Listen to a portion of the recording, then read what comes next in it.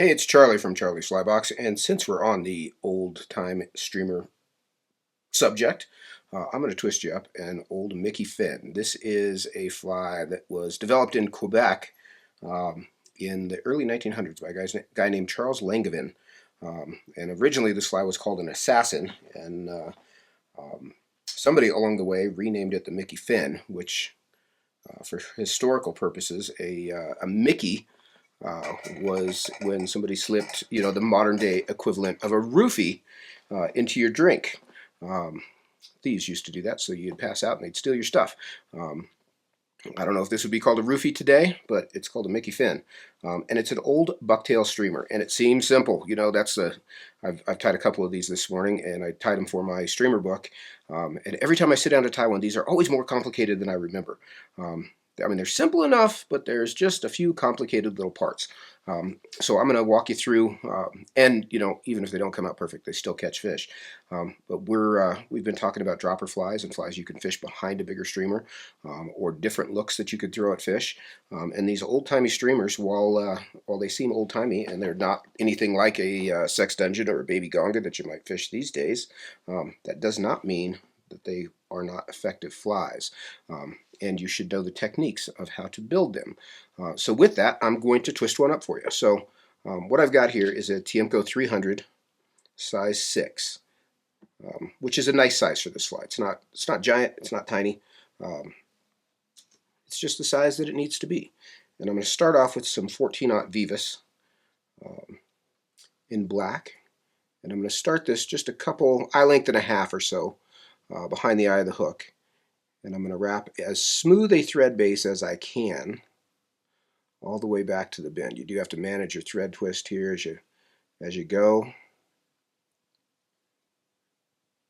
That's one of the things on tinsel-bodied flies and floss-bodied flies that you really have to be aware of and pay attention to, is how smooth your underbody is. And one of the things I found in my time of learning to do this kind of fly, these old school flies, is it made me pay a lot more attention to the underbodies. If the underbody is pretty, the overbody will be pretty. If the underbody is lumpy and bumpy, the overbody will be as well. So the steps you take here are going to show up later.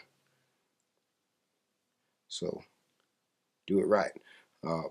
This is a fly, you're tying this on a long shank hook, so there's a lot of thread work and you've got to be patient with it. But that being said, this is, I keep using the word exercise. It's a good exercise. It's good practice for everything else you do. When you learn to make a perfectly smooth thread underbody on a long shank hook, doing it on a size 20 midge is no big deal. So there, we've got a smooth thread underbody. So I'm going to take some oval tinsel, and this is size small, silver, and I'm going to, weird notch there, I'm going to place this under the hook and catch it, and then just draw it down. I've got to get this where I can see it here. Draw it down to length. And then I'm going to pull down on it, and I'm tying it down on the underside of the hook. And again, I'm taking pains to keep a nice smooth underbody here. And this is the reason I'm using the 14-aught thread. 70 denier UTC works nicely here too. I just didn't have a spool of that close at hand. I've probably got one. I might have had to stand up to get it, but since I'm sitting here and I had the 14-aught, I can keep this stuff pretty flat. But I want to keep this piece of tinsel along the bottom, all the way back to the bend of the hook. And I know this is terribly exciting to watch. I'll try to speed it along a little bit, but as I've mentioned before, these old school flies tend to make you into a perfectionist.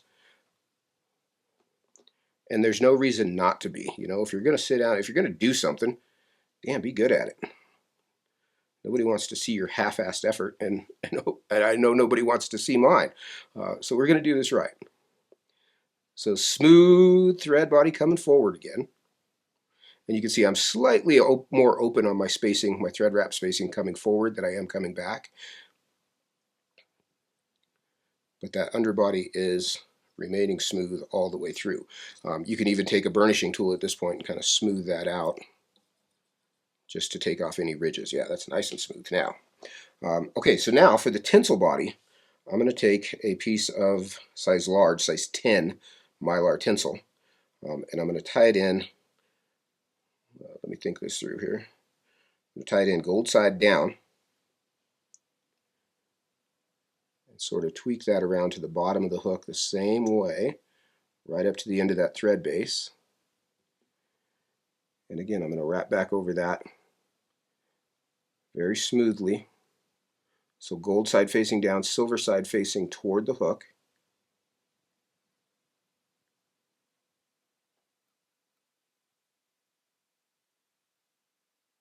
All the way back to the bend.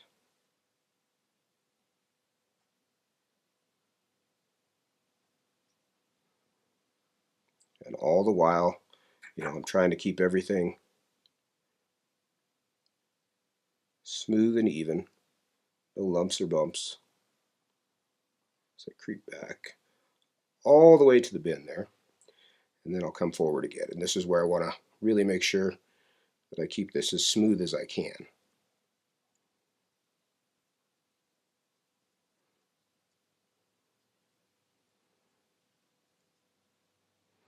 Yeah, we're almost there. Be patient. Maybe make yourself a sandwich. There we go. Nice smooth underbody. Use that burnishing tool again. This is just I'm using the edge of a fat needle here. A glass rod works nicely. A lot of your fly tying tools that have a smooth metal handle will do that as well. And that takes the ridges, the round edge off the thread. I'm going to bump this up just a little bit, just kind of get you back in there. I feel like our focus might be, oh, we're way better now. So now I'm going to pick up my tinsel, and this fold you see back here at the bend is now going to expose the silver side of the tinsel. And as I wrap this tinsel body forward, what I want to do is I really don't want to overlap this tinsel. I want to butt these wraps one right next to the other, just perfectly butted. And if you look closely as you do it, it's not as hard as it sounds. And you can see on this long shank hook, I'm pulling hard on this tinsel to seat it.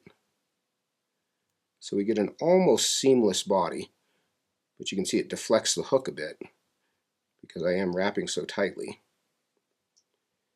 And the idea being to make a smooth, clean body. Now, you can, these days everybody would tie this with tinsel chenille or something like that. But look how smooth that body is. You can't argue with that. That's a skill you should have. You should know how to wash your car also, even if you have somebody else do it for you. You should know how to do it. Even if you don't wrap a tinsel body all that often, you should know how to do it. That's a good little skill to have in your bag of tricks. Smooth, even body. We're going to tie that off and cut that tinsel out. Incidentally, I did that on the bottom of the hook just to not create extra bulk on the top.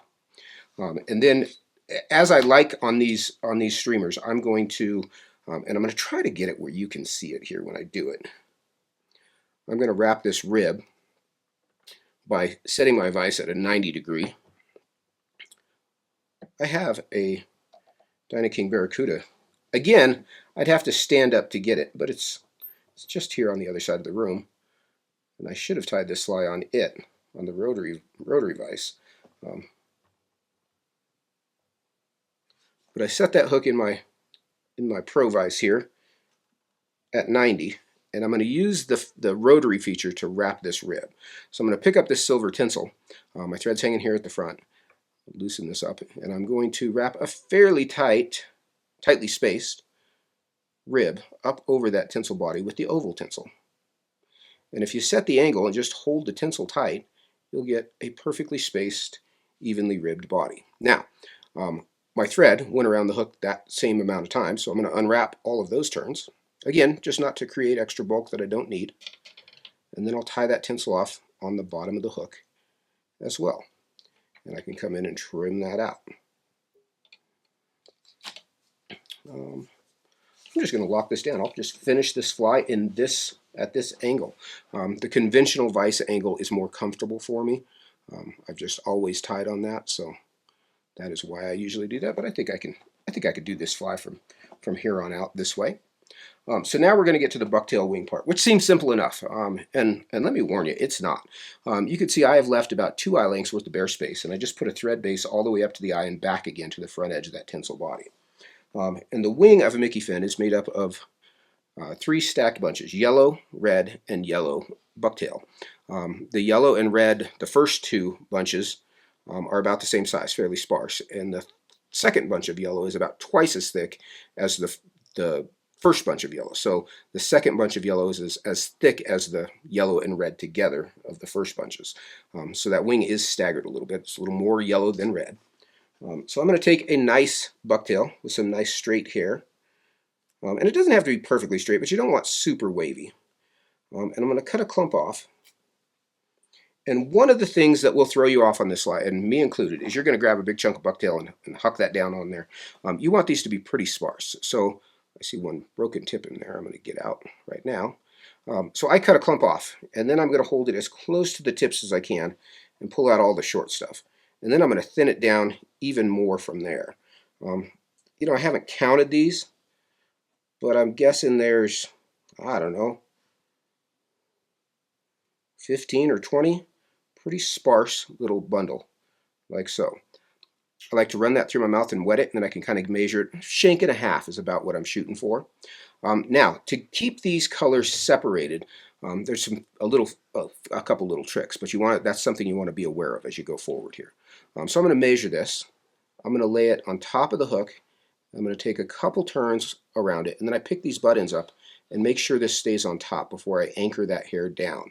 And I want to make a fairly narrow band of thread there to anchor that hair. And I want to make sure it's all on top of the hook. I think you're getting a pretty good view of that, that hair is all anchored on top of the hook. I can pull on the thread, nothing's moving anymore. And then I can come in and cut these butt ends at an angle. So I want to cut them at a steep angle from the front. Now I'm going to pick up a little bunch of red bucktail that is ultimately going to end up the same size. But I'll treat it the same way. I'm going to pull out everything that's short, kind of finger stack it if I need to. You can kind of restack if you've got anything extra long, but you don't run it through your hair stacker. You don't want it perfectly square. I'm going to thin that down a bit more. You know, we're shooting for about equal sized bunches. This red bucktail is slightly finer hair than that yellow. And I'm going to measure about the same measurement. Again, I'll wet that. That just helps to group it together. Now, one of the tricks to keeping these bunches separated, if you just tie them one on top of the other, they're going to mix. One of the tricks to keeping these separated is right there, my thread is right against the front of that wing, right at the front edge. I'm going to move that thread forward about a turn, one turn width, and then I'm going to lay the red in at the same length, and I'm going to tie it down on top.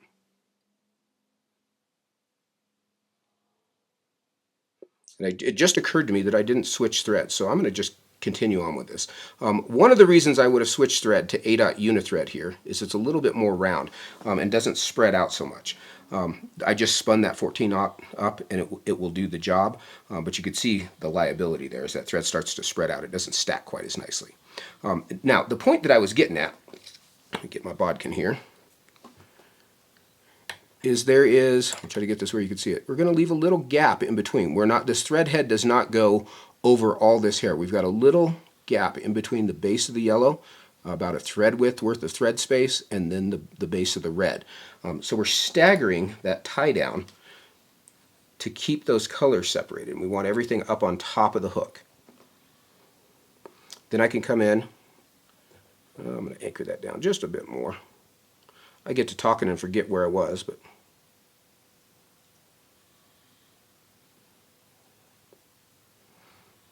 yeah, we've still got good separation. I'm going to pick these butt ends up and trim them at an angle. And again, I'm using the very tips of my scissors right in tight to the hook so that I've got good separation there. And then I'll come in with another bunch of yellow. Now the second bunch of yellow is about twice as thick as the first bunch. And I'm working up toward the tip of a bucktail here. Fairly hard hair. But I'll treat this the same way. I'm going to kind of pull everything out. You know, the prep is the same. If it's got any degree of curve to it, sometimes the clump of hair will have a curve. If you take it and roll it in your fingers, you sort of just align those curves. Some are curving in, some are curving out. I'll pull out anything extra short or anything extra long. any weird ones, about like so. So now I'll wet that bunch as well. And I'm going to bump that thread just a thread width forward from that last tie down. And I'm going to lay my yellow on top. I'm going to spin my thread up. Loose turn, second turn right behind that turn, and anchor that down good and tight. And I can creep back over it a little bit. And you can see that gave us a nice solid division. I've got a real clean division on this side. It's a little sloppy on that side. I'm going to redo it. So unwind, grab that clump. Oh, actually, I just thought of another trick I can show you. So as I set this in, I'm going to come around and catch it. 3 or 4 turns to anchor it. Make sure it's good and tight. I got pretty good division there, but I'm going to show you this trick anyway. I don't actually need it right here, but I'm going to show it to you anyway. Let me get a couple more turns on here. One trick that I found to help make this division clean, which I'm surprised nobody, I can't imagine nobody thought of this before, but I'm going to take all that yellow hair and hold it up. I'm going to pick up my thread and come all the way around the base of it, like so. You can see that little division. So I just bundled that individually. Now I can lay it back down and wrap back over it, and that will keep that in a tidy little bundle there on top. Look how neat that came out. It's almost like you planned it. I actually came up with this after I wrote the book, tying some more of these, but that's a great way to divide that hair. You don't really need to do it on the first 2 bunches, but that third bunch that's bigger, it definitely helps. So I'm going to come in and lift these butt ends up, and again, I'm cutting these at an angle to help build the ultimate head shape as close as I can with my trim there. Don't love that hair right there. We get rid of him. I'm going to hold on to this wing, and I'm going to walk down the ramp quickly to cover the butt ends that I cut, and then I'll work back up that hill. That's where I'm really going to start to build some thread pressure and some bulk, and I can kind of creep back over the front edge of that yellow wing. We want a nice clean thread head, nice and smooth.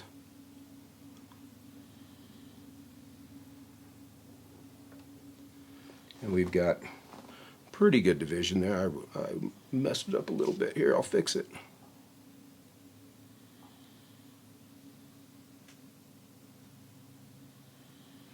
Get that hair back where it needs to go. There we go. Show you what I just did there. So we've got a nice division. So we've got a red stripe down the middle of the yellow fly. So now I'll come in with my whip finisher. Clean little whip finish. And we'll finish this fly off with some resin. Like I've said, back in the day you would use, I'm going to wet this wing just a bit. Kind of blend everything together, kind of keep them on the screen. I might reposition this vise while I've got you. Just makes it easier for me to do. Let's get him down here where you can see him. Come on over. Come on over here, Mickey. Gotta go even lower. Alright, so now I'm going to take some resin, and this is Bone Dry Plus, and I'm going to squeeze a little coat over all of this thread work.